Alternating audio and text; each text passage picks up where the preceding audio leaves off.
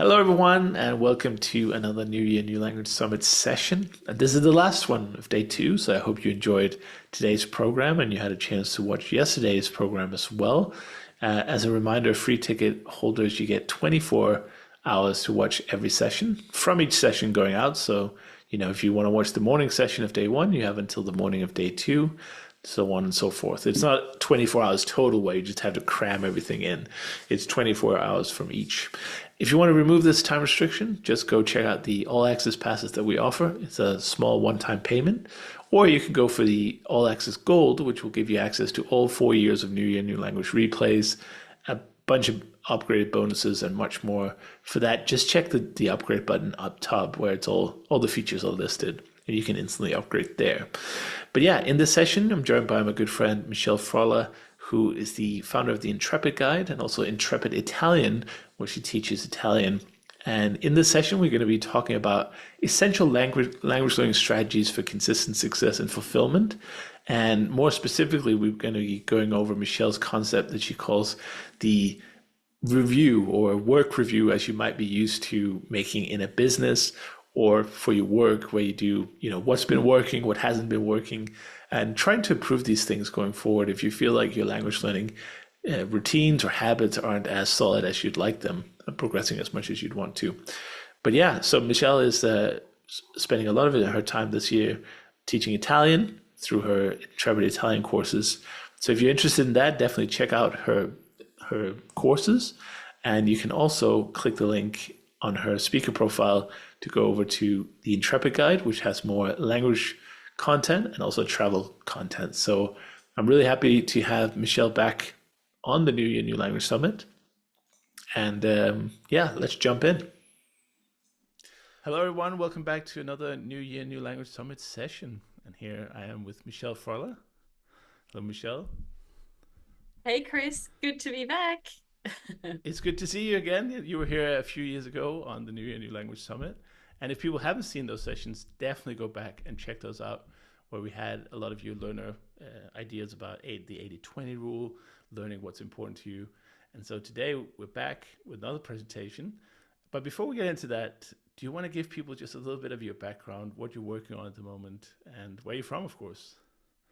Yeah, sure. So my name is Michelle. I'm originally from Australia and I am the youngest of three girls, and my dad is Italian. So my language learning journey started in my teens. I'm named after my grandfather, my nonno, and he was the reason basically that I wanted to learn Italian. When he passed away, it was like a bit of a flick of a switch, and that was when I decided to get serious about learning Italian. We didn't speak Italian at home, so it was very much something that I pursued. And that is basically what has brought me here today. In a very long story short, I started learning very humbly at home and went to language courses, bought different language books. I eventually moved to Italy to improve my then B1 level in Italian. And then I loved it so much that I got into the world of teaching Italian. So that's where you find me now. I run intrepiditalian.com. You can find me on Instagram and YouTube, and I teach adult learners, and they usually have Italian heritage or some sort of connection with Italy. So I have a series of courses and I help them learn Italian as an adult, and also to realize that it's not out of reach, even as an adult, which a lot of us kind of feel that, maybe old dog new tricks and my memory's going and all those sorts of things. So I very much like to be a beacon of hope in everyone's pursuit for learning Italian, especially. So yeah, I'm based in London. I'm currently in Australia right now, but I spend a lot of time in Italy as well. So yeah. Brilliant. And we can't wait to hear a little bit more about your students as well, because obviously teachers can learn a lot from students and vice versa. But first of all, the topic of this year's conference is consistency. And what do you think has helped you stay consistent when you're learning Italian or any of your other language projects I know you've done as well in the past? Yeah, consistency is really a big one. And a lot of that for me personally comes down to passion. Like I'm really passionate about all things Italy and Italian. But as I was kind of reflecting on today and sort of our talk, it came into my head the the corporate world where you do like a year in review, and it might be your line manager that will say to you, well, they will ask you, you know, what things do you think I should start doing, stop doing, keep doing? And I thought, you know, it's the start of a new year, and we can apply that sort of structure or this concept of reviewing things to language learning. So I've got a few ideas that I wanted to maybe share with you and group them into these like three pillars, and then I got another pillar which are just general things to remember. So I thought for those of you that are just starting out or just starting the new year, and you've been learning a language in the past, I've got like three things that are worth considering.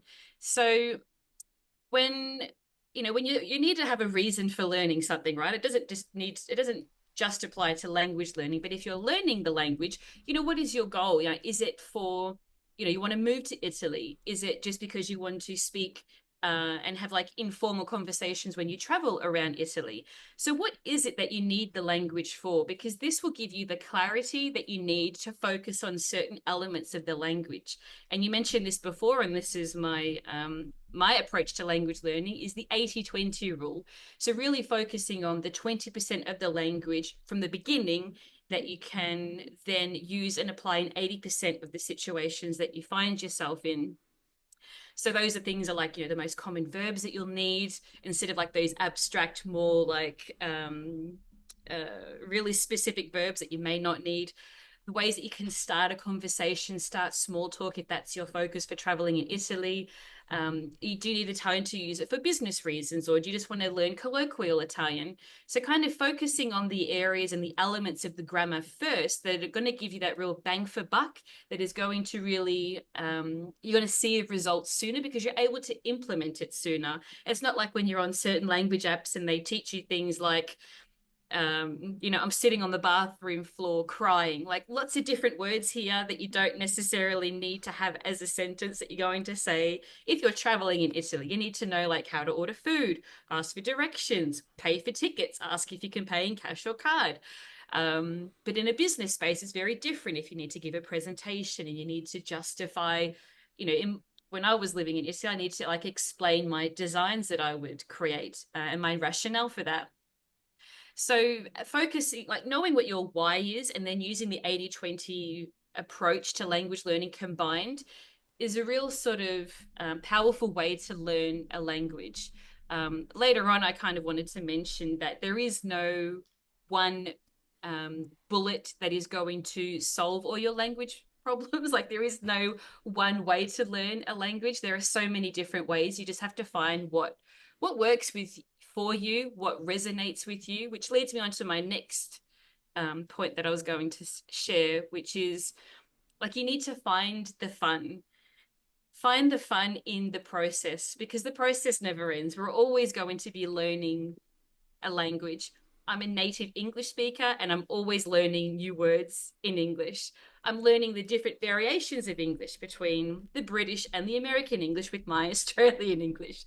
So when it comes to your target language, that the process never ends. So you might as well enjoy the journey and the progression that you make along that road to whatever your goal is. It doesn't need to be, C2 fluency. It could be B1, B2, just to pass that language exam that you need to go and get a visa to live in that country. In Italy, you need the B1 level. So to make that more tangible for me, when like if you're not in the mood, it's been a long day, I need to do something. What am I going to do? Sometimes it's just as easy as saying, look, I'm just going to open the book. I'll just open the book, break it down to the simplest of tasks. And usually that initial momentum is enough to start, to kindle a fire. But I find that with anything, not just language learning, the hardest part is just getting started, just like getting up and going to the gym or getting up and doing the dishes, or you kind of just need that initial spark. So if you make that first step really small, really simple, maybe it's just, downloading one of my PDFs and just opening it. It could be referring to your notebook with all your language notes in it and just sort of flicking through. It's really powerful to sort of don't think too far ahead, like, oh, I need to do all these things, but just focus on all I need to do is just open the course, the PDF, the language book, the grammar book, whatever it is, or turn on a song that you like in that target language, just to sort of get the juices flowing and let that remind you why you started learning in the first place. So I've done a little bit of talking. Is there any, did you want to jump in at all? Yeah, Because I yeah, could talk we could do forever. that. I was thinking about keeping it to the end, but yeah, good idea. So I don't forget. In terms of heritage learners, some might just do it to connect with their past and for their own personal satisfaction. Do you find that that's enough, or do you think that you should try and find some practical applications as well, like planning a trip or I'm always interested in that because I'm sure a lot of people have woken up one day and gone like, oh, I need to learn that language. And for heritage learners, it's obvious which language, of course. But for the rest of us, we might just be like, for some reason, I'll just learn Spanish. And it's a good kind of mental exercise, certainly, and it's a good hobby. But I find that without any kind of tangible reasons for doing it, like you mentioned, it can become quite difficult or maybe even impossible. So, with heritage learners, do you think that's enough, or do you recommend people having more concrete, actionable goals with the language? I mean, it definitely from my students, I've definitely seen both. I've got students that just want to learn, ahead of a trip. I've got students that have regretted not learning after, Mm. like, before they've gone on the trip, and now they've come back inspired, and now they want to take it seriously. I've also got heritage learners that, they've got a relative that's coming to visit them, or they're going to visit a relative in Italy and want to be conversational, or maybe their partner has Italian heritage and they want to connect and be like respectful to their in-laws. So it definitely helps to have some sort of event that you're working towards that can sort of spark that initial interest and to continue that interest. But you have to want it enough too, because there are highs and lows, as with anything. And that will sort of carry you through all those ebbs and flows and the swings and roundabouts and the emotional roller coaster that language learning can be. I've definitely heard from people, and this hasn't been my personal experience, that just learn because they thought it would be fun. For me, I need some sort of a goal or a passion for learning it. When I started learning Italian, it was very clear it was for my heritage. But then I just loved the sound of the French language, and that was the next language I wanted to study. So I could just learn this beautiful language because to me it was gorgeous, just like Italian is. The next one after that, I met someone from Norway, and she was just such a lovely person. And I really connected with her. I traveled around Norway a little bit and just wanted the language to have that extra way to experience the country. So that was my reason for that. And then learning a little bit of Afrikaans, which I couldn't continue for various reasons. The teacher went back to South Africa and she was like the only one. And that was because my boyfriend is Afrikaans and I wanted to learn Afrikaans to understand him and, listen to his conversations. But you know what I mean? It's just a bit of fun. Language for me is about connecting with the people. So there's a bit of a common thread there because I like to travel and I like to have more authentic experiences when I travel to these Mm. countries and places where these languages are spoken, and also to connect with relatives as well. Um, This is so night and day find difference, whatever it. Mm, right? When you're traveling and you don't speak the language versus once you do have a bit of a conversational grasp of it, it's just totally yeah, different. absolutely. That's highly And that's also recommended. been the experience of my students that have come back, and they sort of compared their first trip before they started learning Italian to then learning some Italian and then coming back and, reflecting and sharing with me. It was like you just said, night and day. It made such a difference. And, the reason why I do this, why I want to help others learn Italian is because I experienced that too, the ability to connect with people in all sorts of random situations that you wouldn't expect.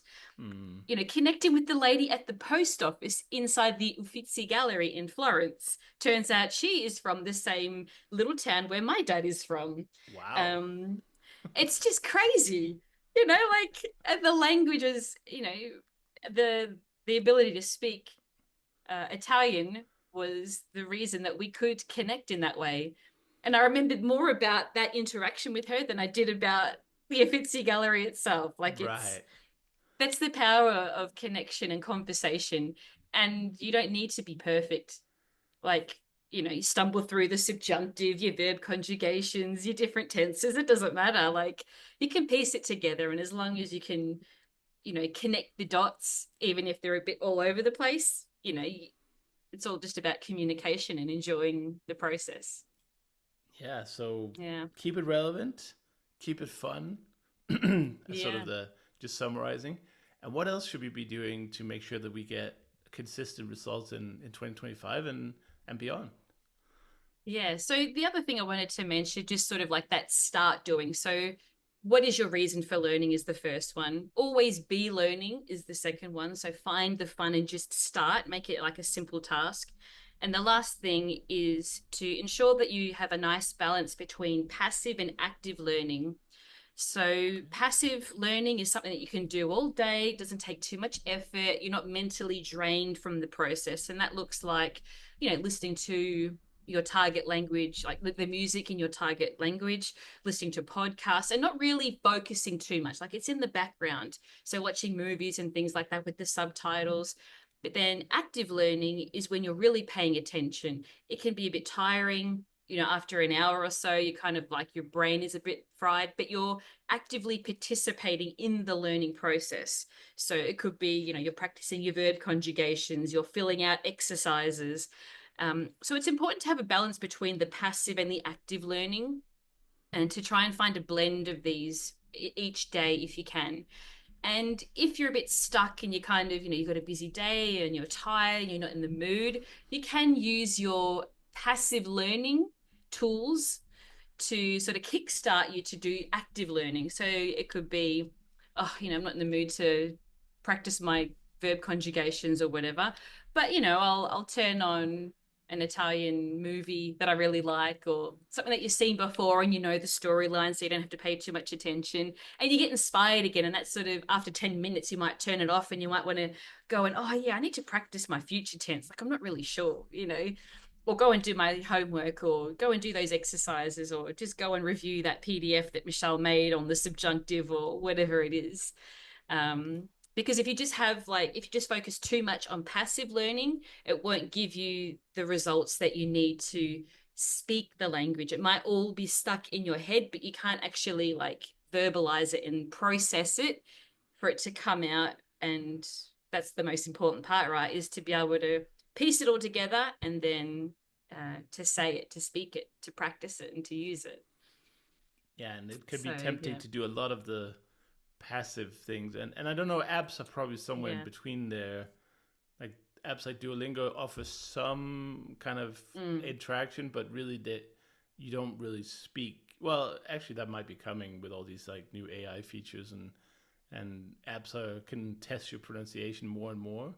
But for most people, I suspect that apps are, you're on the toilet or you're waiting for the bus or it's not particularly active. It's more of a just to pass the time really. So I guess that's the trap yeah. that many fall in. Yeah, the trap is that you think that the app is going to make you fluent, but it's more when I sort of look at apps like that, it's creating the habit of learning, which is a good thing.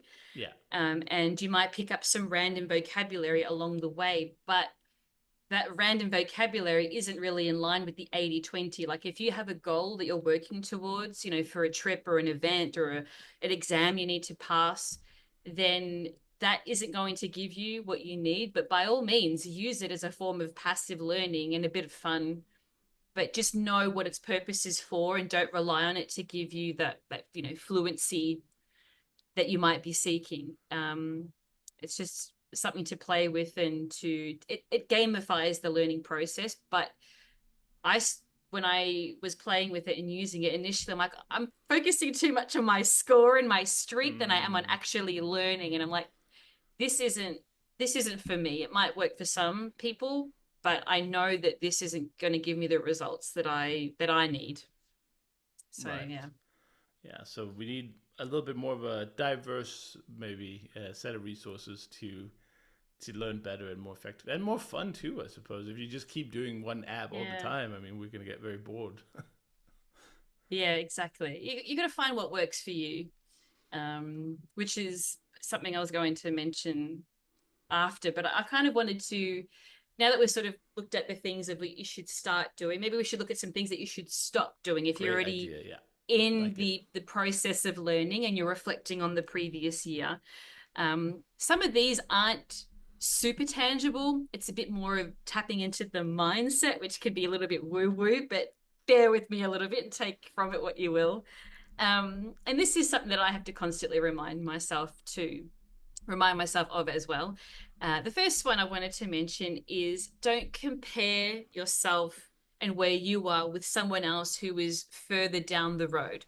You might have just started, this month, today, or you started 2 months ago. Try and avoid comparing where you are now with someone that's been doing it for 1, 2, 3, 4 months or 1 year, 2 years. Now, this is something that you can easily forget, so that you need to constantly remind yourself of, which is good. Like a good way to kind of remind yourself of how far you've come is to flip back through your old notes, like, and the things that you wrote down, like the word for, I don't know, car, seems so second nature to you now, but back on day one it was like, how am I ever going to remember this word? It's just these little things. It could be the vocabulary that you've learned. Like, do this weekly, monthly, daily, if you like, and sort of, I mean, I don't necessarily journal, but I do have a lot of notes. So when I was learning Italian initially, I would write everything down, hand to paper, which is very powerful for processing what you're learning. And then I would retype everything. I would transfer everything into a Google Doc. And then I would process that information a second time. And this helped a lot with memory and like remembering things. So I would definitely encourage you just to, if you don't do it already, is to write things down. Don't just go straight to like a Google Doc or just think that you remember it. The whole point of writing is that you're forced to process it and summarize it. And that process helps you to remember. Um, I'm going a little bit off topic in terms of like the comparison thing, but I think it's just an important point to highlight. Um, and yeah, with the comparison, comparing where you are now, where someone is down the line, it can seem like a big jump, but that robs you of the excitement that you have in the journey that you're about to embark on, and getting from where you are now, point A, to point B and point C, and whatever your final goal is. Um, there is a book. It's a business book, but I feel like it's so applicable to language learning as well, which is called The Gap and the Gain by Dan Sullivan. And I think it's just a brilliant concept. It basically says that instead of focusing on the gap between where you are and where you want to be, like that feels really discouraging. But if you focus on the gain, so how far you've come from where you've started, that's a lot more positive. And that positivity helps you to keep going and to keep progressing and chipping away at what your goal is. So it's good to look back and reflect on how much you've accomplished, whether it's, how much more confident you feel with speaking, your ability to remember certain elements of grammar, how well you're able to hold a conversation, all these things, big and small, whatever they are, whatever you feel like has been challenging for you, take stock of that and sort of really congratulate yourself, because it's not easy, and it's um it's amazing how much you forget that you've learned, I think.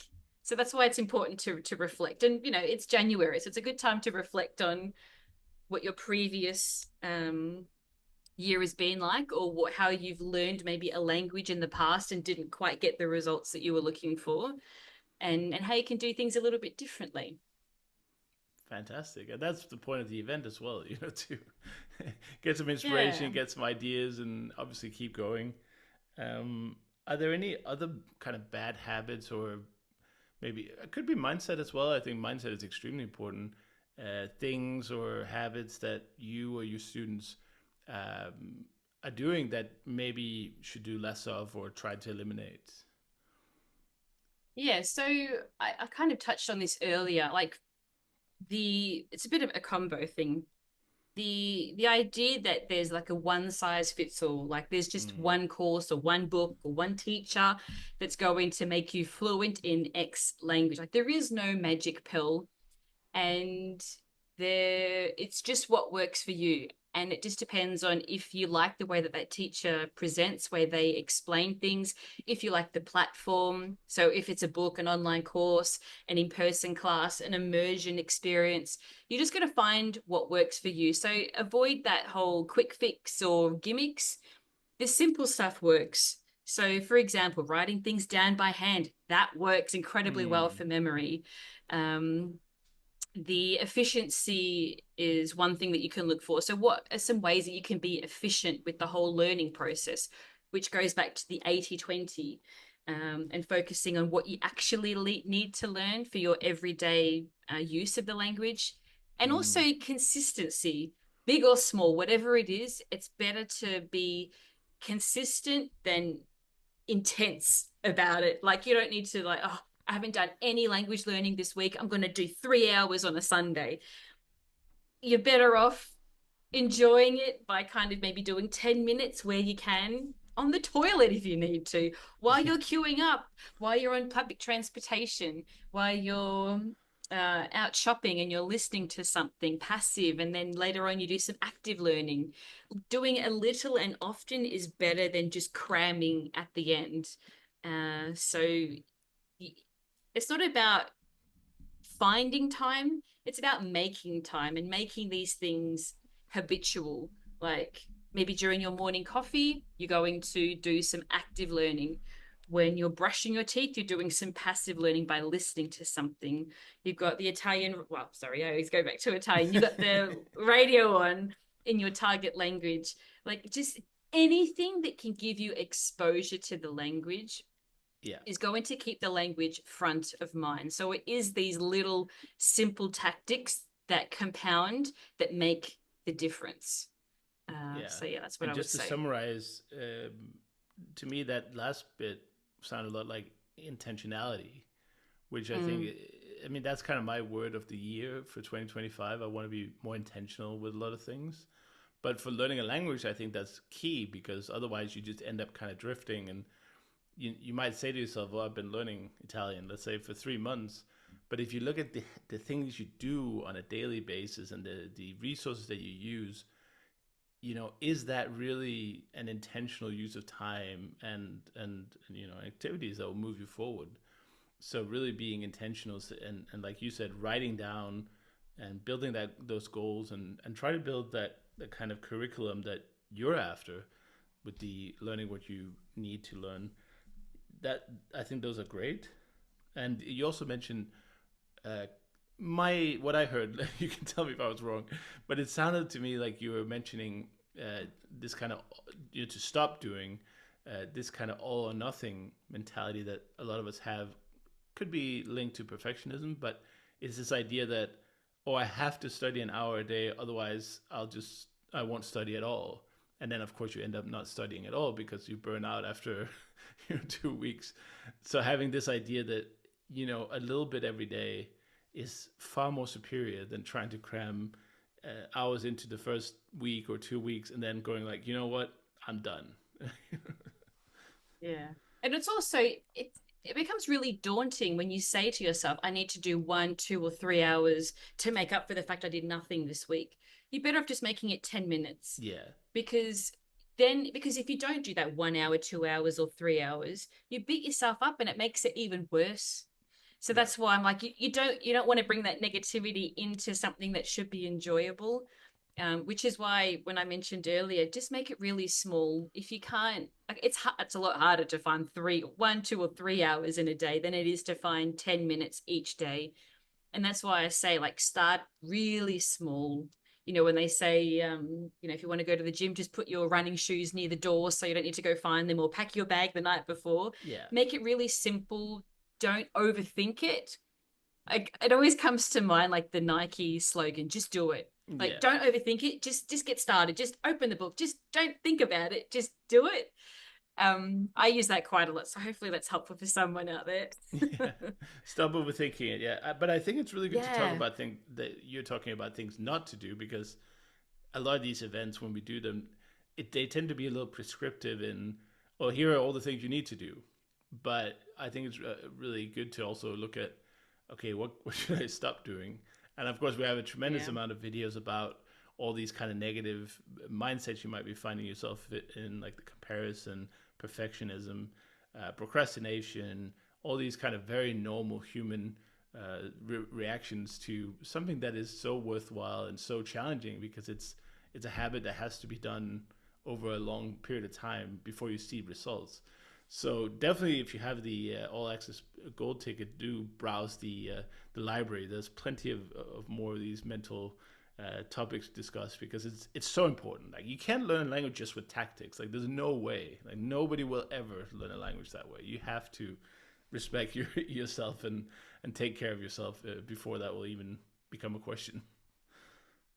Sure. Yeah, the mind is the biggest obstacle. Just overcoming like internal insecurities and mindset. It's a big part of it. The tactic stuff is probably more like the 10% and 90% is Oh yeah, all yeah. mindset. But we tend to do look at 90% tactics, right? And Or it's eighty like, twenty. yeah, well, yeah, good point. Yeah, Yeah, 80-20 is, yeah.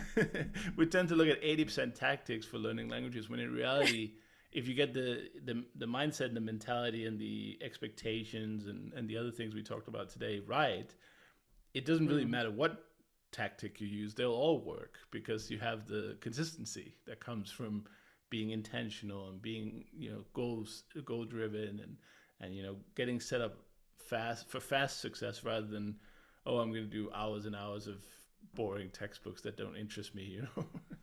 So Which leads us on to the next thing I wanted to mention, like things to keep doing.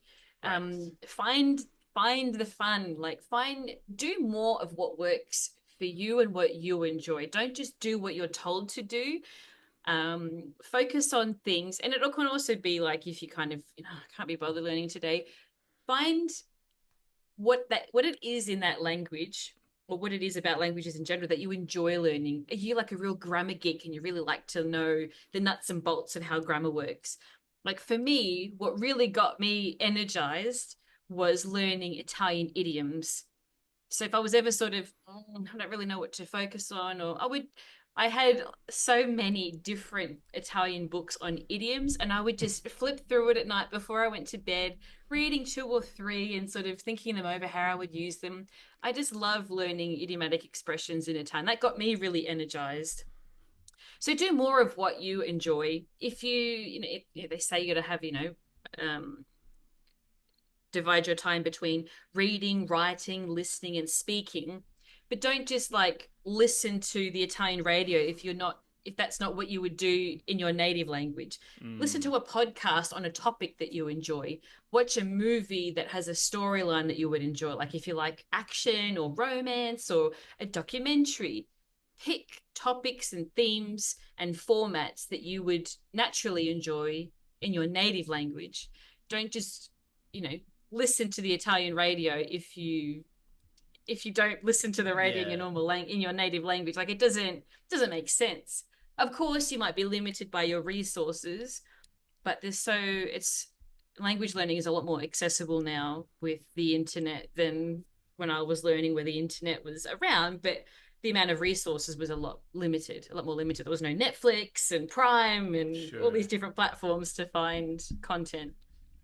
Yeah, and it's the Yeah. old-fashioned way, right? It was very much the academic way, and the books were kind Yeah. of boring, and they didn't. Sometimes the books didn't even have the audio with them, and that was took quite a while Mm. before you got the CD, or at least the online download for the audio. Until then, it was just like this, this approximation, sort of like a made-up IPA. It wasn't the real IPA. It was kind of like whatever language the book was in. You had to kind of, yeah, I don't know. It was a horrible solution. If you ever read Asimil, for instance, they have all these like pronunciation notes, and it's just Mhm. the most ridiculous way to learn pronunciation, rather than just listening to it, right? So, but you've made your own resources now. So what was the challenge like, going from being a learner, somebody who's succeeded in learning a language, and then trying to kind of scale that to other people? Yeah, so for me, like learning Italian was the first time that I learned a foreign language, and I learned English in a sense as well because I didn't, my generation, they didn't really teach us a lot about grammar, like English They grammar. So I still had to don't. learn, They still don't. but different generations, like my mum's generation, it was drills and it was very Mm, boring. But for me, I didn't. I mean, I kind of knew what a verb was, but I didn't really. It's like, oh, it's an action word. Well, what does that mean? Like right. to live, is that an action? I don't quite understand. So I had to, learn all the terms. I didn't Sure. know what the subjunctive was, but what a verb was, a noun was, and all these sorts of things. So I had that perspective that, the I don't want to intimidate my students because it can be intimidating. So be like, I teach you from ground up. I teach you what a noun is, a verb is, a tense is, all these different terms that you feel like you're supposed to know already, but don't. So the approach that I have is that I assume that you have no knowledge of language learning and the structure that a language has. And I focus on the 80-20. So if you're traveling to Italy, we focus on that travel specific and colloquial conversational language, which is perfect for those that are heritage learners and for those that are travelers, one or the other or both.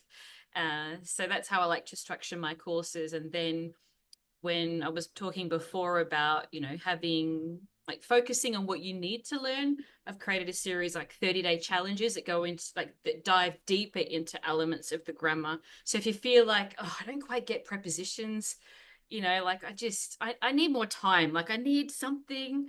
So I've created like a 30-day challenge around each of the Italian prepositions. I've done the same for tenses.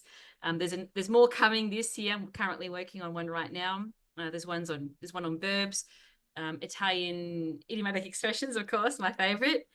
Slang as well, so like colloquial terms of phrase and slang that's a bit more modern that is used quite a lot now in Italian. So there's a 30-day challenge where you take like a deeper dive into the language outside of the A1, A2, and B1 courses that I offer as well. And there are just different ways to interact with the language. And because I have students around the world, they're all self-paced, so they can log in anytime, learn without the pressure of comparing with other people that might be next to them. If they can, just learn at their own pace, play, rewind, stop, pause, all those sorts of things, and they get lifetime access. So the pressure is off in that sense. Some of my students are carers for their parents, so their hours are a little bit, Sure. they can vary quite a lot. Some of my students are doctors as well, so they work evenings. So there's no pressure to sort of join at a specific time. You can learn when it suits you, for as little or as long as you like. You're not locked into an hour. You can do 10 minutes or 15 minutes. So that's Sure. how I help my students learn Italian. So more kind of like free in a way, like you're free to do your thing and more available, more accessible, and simplifying a little bit ahead of time, curating what is important in a way in the language that you get first, and then you can always build the kind of gaps later and the mastery in certain areas that you find interesting, of course. Yeah, exactly. Sort of building the foundations and then going in and, putting in the furniture and, the wallpaper and, all these sorts of things to decorate your house. Yeah. So basically, Start with the base, start with the essentials. so all the things we talked about today, basically, you've done a lot of the work for the students there that they don't have to go and curate resources and build that startup point because you've already got it, and they can ask you for advice and help and just a guided experience. Yeah, and it's also, I mean, you can learn a language for free on the internet. There are so many free resources, but that's not exactly efficient. So when you're looking for the bullet that doesn't exist, the closest thing to that is looking for ways to make the process more efficient. And that's where my courses come in. It just makes that process more efficient. It's structured in a certain way and ordered in a certain it's in an order of how a sequential process of where you should start and the different milestones that you reach along the way. Whereas if you're just finding random resources online, it's there's no structure there, so you're not quite sure what you should be focusing on and when and what you need to learn before you learn this next thing. Um, so this gives you that framework and that structure to make it more Fantastic. efficient. And yeah, Michelle, thank you so much for being part of the event for multiple years. And I do recommend people go back and check out the previous sessions with Michelle. We had a lot of fun in previous years with a few Q&A sessions as well. So there were some questions from the audience there. And with in sort of a parting words, if you could just let people know where to find you, where they can see more about your courses, and any kind of final tips of advice you want to give the learners for 2025 and beyond. Yeah, absolutely. Well, I would say something that someone had said to me, a piece of advice that has always stuck with me that pops into my head when I need it, and that is there's nothing you can't learn. There's nothing you can't learn. It just might mean that you need to use a different resource, but there's so many different ways to skin a cat. There's no right or wrong way. But just if you remember that there's nothing that you can't learn, that's really, it's a positive way to think about things. So if you want to find out more about me, you can find me on Instagram, YouTube, and my two main channels, Intrepid Italian with Michelle. You'll find me on YouTube, and I post daily lessons on Instagram and weekly more in-depth lessons on YouTube. So my website is intrepiditalian.com, where you'll find my courses there. You can reach out to me on any platform and I'll respond to you. And for all of those that have joined to watch, to be part of the summit, if you would like more information about Italian grammar, I've got a free PDF cheat sheet which teaches you all 15 Italian tenses. So that's available for you.